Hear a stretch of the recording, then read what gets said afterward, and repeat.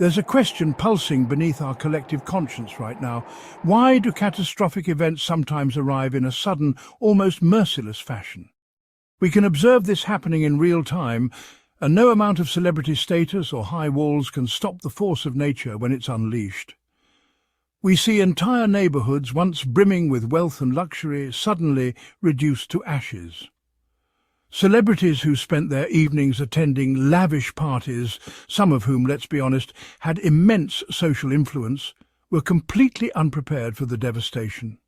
It's jarring to realise how quickly a life of comfort can vanish, especially when so many of these influential figures have remained silent while communities around the world suffered.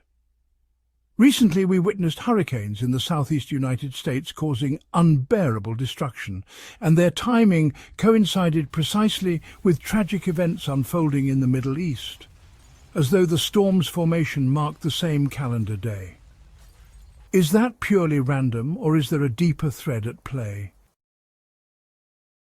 Some might argue that nature operates purely on physical laws, driven by climate patterns and tectonic shifts, and to a large extent they're correct.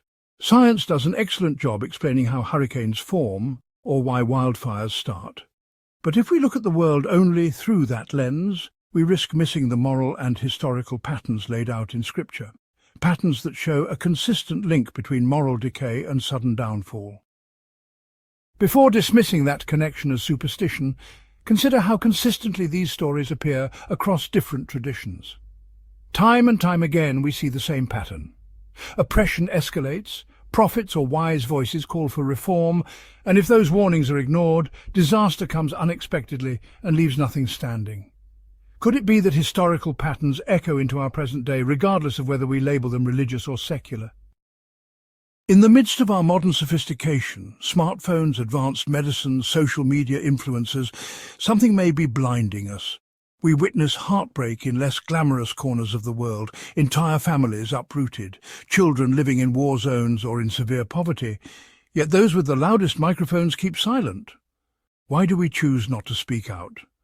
Why is it so easy for us to continue celebrating at parties and red carpet events while horrors persist in less glamorous corners of the world? Are we comfortable that this will not happen to us? Well, it just did.